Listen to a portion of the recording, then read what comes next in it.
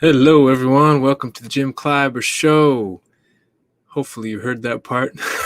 Sometimes I don't know if it's saying it's live or not. Gotta wait for that little click on. It is Monday, November 23rd, 2020. Here in the U.S., we have Thanksgiving coming up on Thursday. It's one of those very American holidays that has a story that many of us don't really know what's true and what's not true. And I'm not sure what the original story was or how the myth has evolved over the years. But I just know that now it's a holiday to just calm down, to come together with family, to eat, to feast, really, and to just be grateful and thankful for what we have. And so, yeah, just want to be grateful and thankful right now for the health that so many of us have still, and for the ones who aren't feeling so healthy, who have support and hopefully maintain some hope going forward. It's a challenge these days. There are a lot of people in the U.S. who are flying, who are traveling, despite the CDC, the Centers for Disease Control, advising against it. It's hard to change traditions. It's hard to change the rituals that we have. And especially for something that is so, but like, oh gosh. So today, my sister's coming home. And it will be the first time in 8 months that we have another person in the house that's not me and my parents. I'm not sure what it's like for many of you out there. I don't know what your quarantine pandemic situation has been like here in the U.S. or overseas. It depends on which country you're in, it depends on the prevalence and things like this. But yeah, at least my family has been really, really, really, really careful. My household, rather. And as I look at the numbers exploding across the U.S., it gives me the impression that most households have not been that careful. Now, again, we could say that this is because we're lucky, we're privileged. Financially, we don't have to go out to a job in person. But I don't know if that explains it for everyone. I think a lot of people just felt the itch at home to go out to the shopping mall or to the restaurant or to things like this. And I don't know. We were watching something on this TV show, 60 Minutes, yesterday, and talking about COVID long haulers. This idea that people may contract COVID-19 and then COVID-19 disappears from the body. Technically, the virus disappears, but the ramifications are still there. So they're seeing some evidence maybe of tiny blood clots that are in the brain, that are in the heart, that are in the liver, that are in that are in the lungs and other parts of the body. And this idea that we don't really know what are the long-term effects of this virus. We barely know what the short-term effects are, and we're not really sure how they work. We have some guesses, but and so I think a lot of my particular caution has been, yes, not wanting to get the virus and spreading it to my parents, who could therefore die quickly, but also this idea of not knowing what are the long-term implications of it and not necessarily wanting to sign up for that experiment, right? Imagine if this does have long-term implications, long-term ramifications on the heart or the liver or the brain or the lungs. What will that do to a generation of Americans who have contracted this virus? Now, arguably, okay, maybe it's only 5 or 10% that it happens to. Who knows? For me, there's a lot of uncertainty about what are the side effects, the long-term effects, and for how many people and for how long. But there is a possibility that there are long-term effects of this that could subtly kind of attack a whole generation of Americans and humans around the world. I say Americans because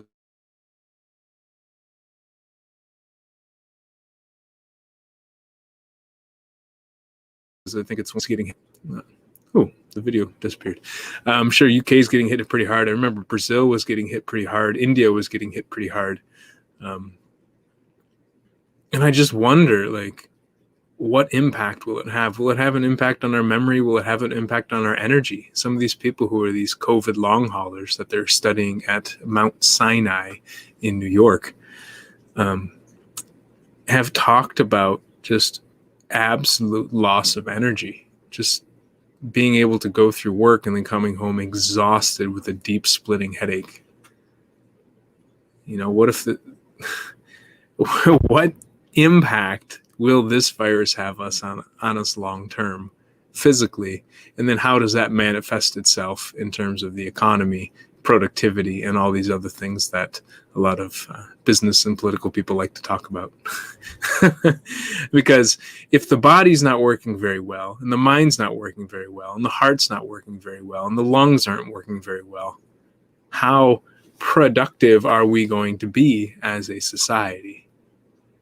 And I just can't wait. I hope something will change mid-January when Joe Biden goes into office with his team. I just really hope something will change and bring a new... Hold on, I'm going to go turn off the heater.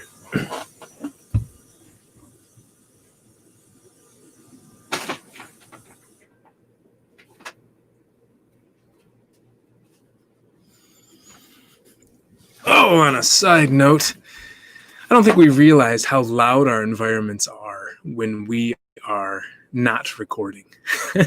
I think for me, like personally, I can get really focused on something and I can blur out a lot of the background noise, especially if I'm used to it. So the freezer that's moving next to me, and then the heater that was just on, or the creaking of the floor upstairs. These things I tune out most of the time. But when I'm on mic, oh no, like I'm hypersensitive to these things. Yeah.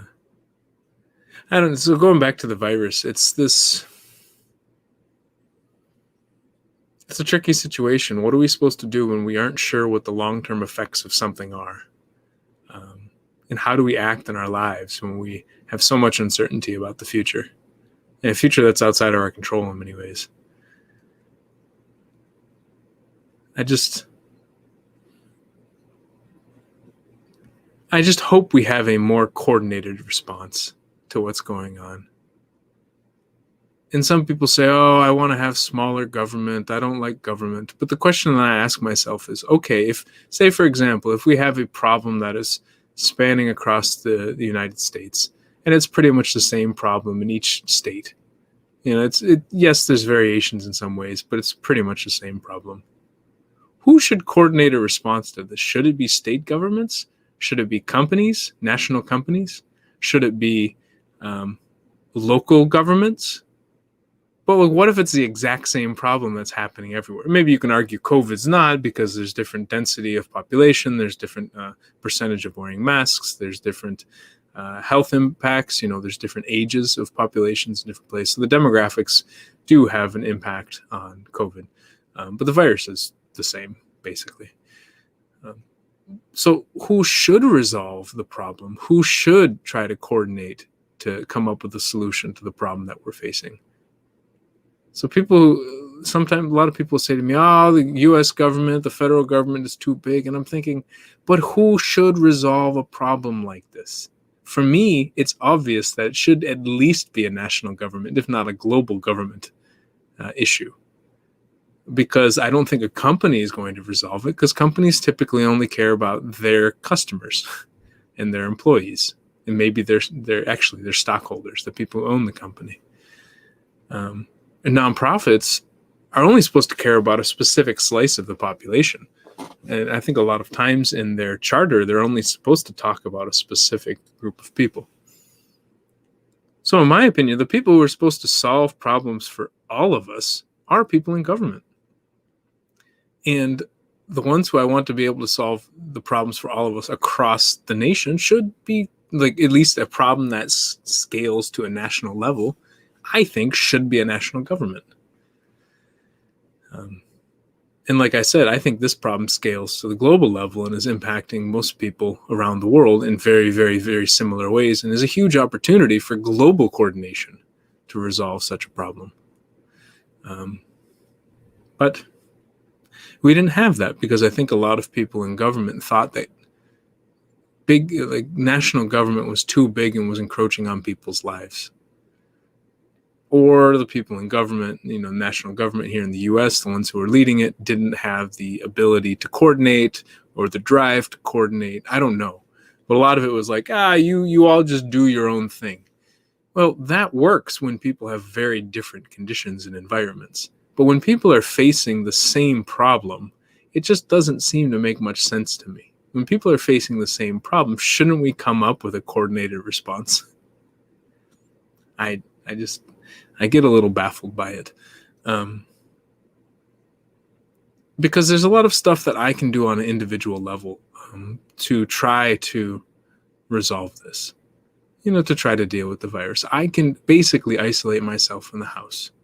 There's some things that people can do at a local level to try to resolve this, but the challenge comes when you allow open borders, right? If you let new people come in, you could try to test them, have them quarantine, but it's really tough, especially when people above say, it's not a big deal. I think I just sit here and yearn for somebody to look at it at a higher level and make decisions and coordinate it on a higher level. I'm thinking about traveling right now in the airports. There are so many people around this country that are traveling through the airports. How can a local government say you're not allowed to travel? How can a local government even put anything, any restrictions on the travel itself? Now, you could say that the airlines can step up and do this. They can if they want to. But what if the airlines don't want to do social distancing on the plane? What if they don't want to have passengers wear a mask? What if they don't want to have certain tests before people fly? What if the airlines don't care about this because it's more expensive for them and maybe they think this is not a big deal? And anyways, if somebody gets sick, it's not their fault. They can't prove that they got sick on the flight and they can just pass it on to somebody else. So what if the airlines don't? Yes, you could argue that some of the airlines have, and that's fine. I'm not talking about the situation in which they do. If they do, that's great. But it's the challenge of when they don't that becomes a problem. So when the airlines don't do that, I want to say, for example, I want to fly, and there's not a single airline that will have the safety requirements that I think is necessary and that the doctors may think are necessary. Then what do? Who resolves that problem? Do I resolve it as an individual? How can a local government solve it? How can a local NGO solve it, or a nonprofit? Flying in the U.S. is a federal activity. It's moving from one state to the next state. It's interstate travel, interstate commerce, and is something that is regulated by the national government, the federal government. We call it all the time here. But it just makes sense to me that it should be regulated by somebody at the higher level because it's dealing with interstate interaction, interstate activity. So I just hope that there is more focus on that going forward in 2021, that to resolve interstate conflict, we need typically an overarching organization to resolve it. People who are focused on resolving that specific type of conflict. People who are focused on resolving interstate conflict are not good at resolving conflict between two neighbors. A lot of that is very local conflict, and I think should be resolved at the local level most of the time, But when it starts going into interstate travel and interstate commerce and interstate communication and interstate interaction in general, I think it does fall within the jurisdiction of someone who is focused on a national level. I don't know. I think a lot, I was talking with some friends about this the other day, and I think I go over and over again about the rationality of like, oh, this is why this should make sense. See, this should make sense. We're talking about focusing on the interstate level from the national level. And I talk about this rationally, and people don't see it rationally. People think we see it rationally, but a lot of times people just hate the federal government because the federal government screwed them over. The national government screwed them over, has too much power, and screwed them, or failed to protect them from other people who screwed them. That's the kicker when it comes to government. I was talking with my parents about this over the weekend. It's like government is the fail-safe. Anytime that somebody screws us over in life, we can blame them, but then we can also blame the government for not protecting us from them. So, yes, we could get screwed over directly by the government because maybe the government, maybe the police officers or, somebody kills one of our family members. Somebody in the government, law enforcement kills one of our family members. That's a direct betrayal by the government. Or perhaps the government drafted people into a war, and then those people go over to war and got injured or killed, and therefore those families feel betrayed directly by the government, or because the taxes increased, et cetera, et cetera. There's many ways that the government can have these direct transgressions towards us as citizens.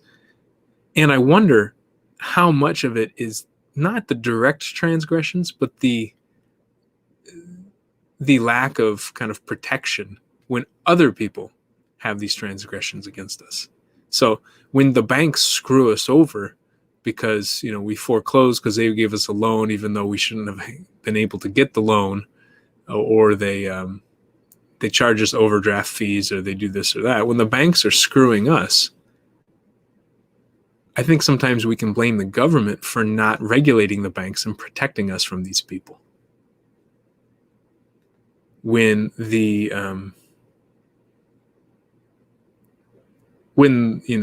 see, what's another example? Who else gets screwed in society? Oh, when a company cheats us, when a company commits a scam, Bernie Madoff and these these schemes, where it's like investment scams, you get in and then they take all your money. We can blame the government. When somebody robs us, we can blame the government because they didn't find the criminal who took the money or took the property. When somebody really does anything to us and the government doesn't bring justice to us, it's the government's fault.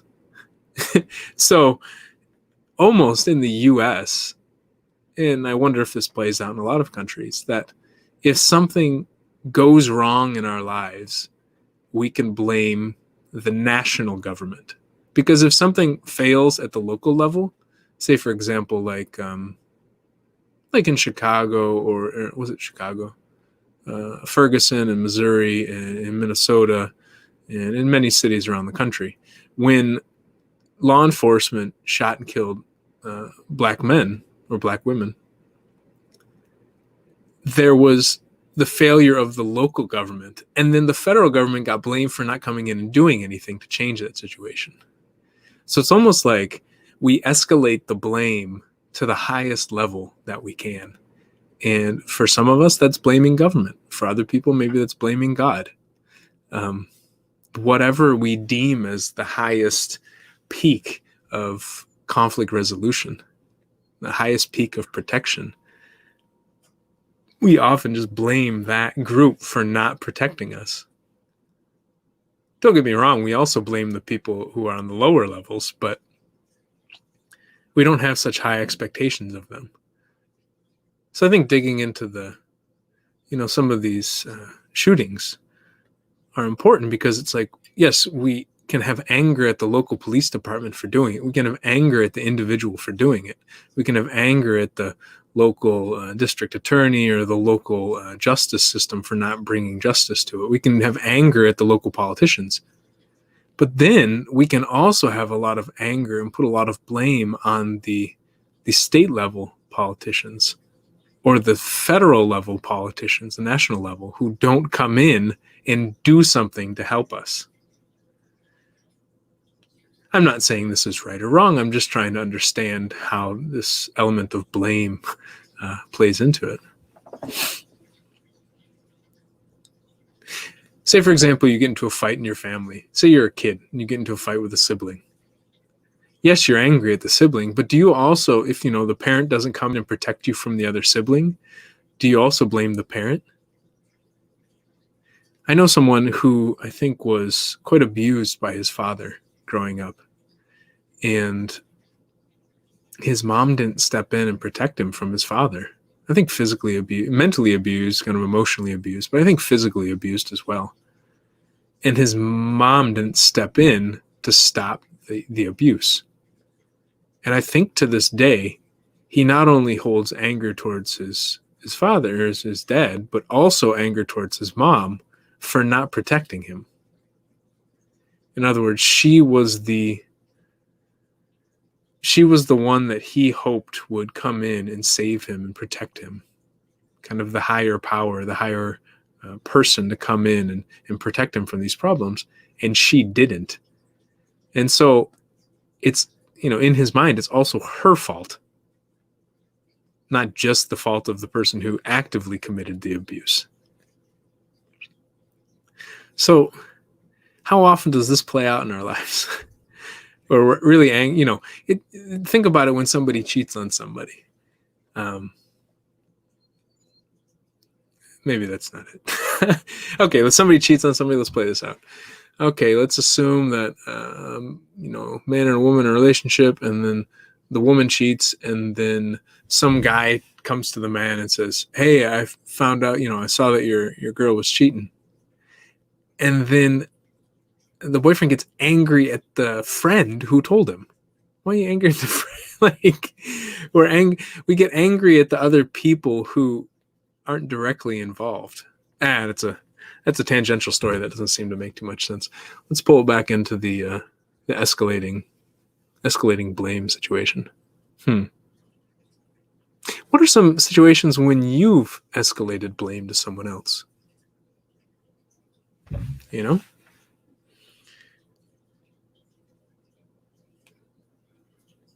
Think about it. I don't know, at least in the last 4 years, a lot of people have placed blame on Donald Trump for many, many, many things. But arguably, a lot of people have placed blame on Barack Obama or Hillary Clinton or Mitch McConnell or many of these national political figures. But really, what are we blaming them for? What problems are we having in our lives that we're blaming them for? Is it that we lost our house in 2008, 2009, and we blame Obama and the Clintons for Obama not for punishing, not blame him for not punishing the bankers, and then Clintons maybe for making it easier for people to get home loans and home mortgages? So we blame them. We don't blame ourselves for taking that risky home mortgage, for knowing that we were extending ourselves too far financially. We don't blame the banker for giving us this, We don't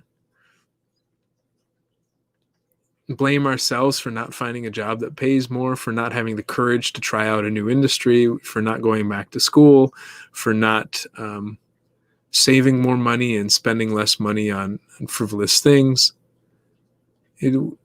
Or is it that we blame ourselves so much that we can't contain so much blame and we just start to project it out on everyone else? I think it may be that. When I see myself blaming other people, typically I'm angry at myself, right? Typically it's my fault, and I know it's my fault, and I believe it's my fault, but it's easier to blame other people. Or maybe I just get full, it's overflowing with blame. Try to think about simple examples, like driving down the road and somebody cuts me off. It's very easy for me to go, that guy's such an asshole. Instead of going, really, I feel afraid, I feel nervous, I feel angry at myself for not paying too much attention. Maybe I looked down at the radio, or maybe I looked out at the tree or the bird or something like that. Maybe I wasn't paying full attention. maybe I'm blaming myself for being in such a rush because I'm late, and I'm late because I was spending too much time looking at something on the internet, not paying attention to when I had to leave, or because I wanted to leave a conversation, but I didn't have the courage to tell the person, listen, I appreciate this conversation and I'm going to be late for my next meeting, so I would like to end it right now. So the blame can cascade. I'm going to be late. Why am I going to be late? Oh, what's wrong with me? Why am I going to be so late? Oh, it's this idiot in front of me. It's his fault that I'm late. That's not me. And then, like in LA, this would happen to me a lot. I'd be in traffic and I'd be so frustrated with the amount of traffic in LA. So much. And then, because again, going back to maybe I'm going to be late because I was spending too much time looking at the phone or doing this or doing that. I wasn't paying attention. And so now I'm going to be late for something and I'm already frustrated and angry. I get onto the road. There's lots of traffic. People are cutting each other off. People are swerving, cutting in, this and that. And things don't seem to make sense. I can get so angry, not just at myself and the other driver, but I start to escalate it up to the designers of the roads. These guys are such idiots. Oh my God, why do we have such stupid people in urban planning? Gosh, you would think that they would figure out that traffic is one of the worst problems that we have in this country, at least in the urban areas. We should figure this thing out. How come they haven't resolved the problem of traffic? Are they just really that stupid, or don't they care? And so I can escalate that up to the urban level, to the local city planning, and then go, oh, but like on a state level, these federal government, they need to do something about this, because this is destroying not just my life, but the planet. And it can really spiral out of control. And I can escalate it up. Okay, why isn't the federal government doing something to resolve traffic in this country? Because traffic can drive so much anger and road rage and frustration and inefficiency, and climate change. It can hurt the climate in many different ways. And so I can even feel the rage burning up in my heart right now as I start talking about this. But a lot of it comes from me just being late. Right? Really, if I left on time and just accepted this is how it is, I just need to leave earlier, then it would have been fine. I would have been going. I would have been relaxed. If I knew it took an hour to get there, I left with an hour and a half, then I'd be relaxed. But if I know it takes an hour to get there and I leave with, 40, 45 minutes, 50 minutes before, I'm in trouble. Now I got to go faster than it normally takes, and I'm stressed out about the whole situation. This was a swirl. I started talking about COVID. I started talking about having different people in our homes. I started talking about the challenges we're facing and whether certain problems need to be coordinated and resolved at different levels than others. And I still believe they do. I think the challenge is that we can blame people at the highest level for all of the problems and not just the problems that they're best suited to coordinate and resolve. So I guess in conclusion, it's a rough job to be in such a high level position. I can't imagine some of the stress that these people go through.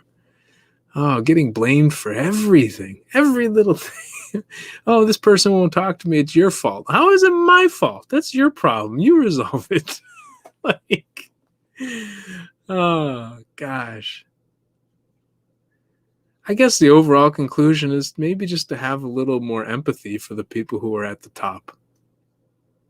The people who kind of at the top of the thing are the people who are kind of at the bottom of the funnel of all of our problems. We throw our problems into this funnel and they kind of all come down to these people. And they get blamed for so much of these problems. And I think we can think it's so easy being at the top and forget just how much blame that these people receive for things that have very little to do with them. So, while I do believe that they should do more to resolve this crisis and coordinate more to resolve this crisis, I also want to recognize that there are many, many other things that they don't really need help resolve, and stuff that we need to resolve on our own. So here's to better conflict resolution skills.